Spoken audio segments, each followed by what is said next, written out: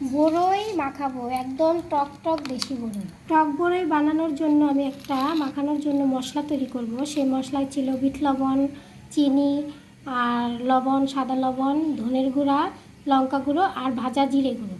নেব হচ্ছে কাঁচা লঙ্কা, ধনে পাতা। এখন একটা কাঠের হাম্বলের মধ্যে বড়ই নিয়ে এরকম ছেঁচে নেব, আধা ভাঙা করে ছেঁচে নেব বড়ইগুলো। দেখতে পাচ্ছেন অলরেডি অনেকগুলো বড়ই ছেঁচা হয়ে গেল। এখন কিছুটা বড়ই দিয়ে দিব আর দেবো কাঁচা লঙ্কা, হচ্ছে ধনে পাতা।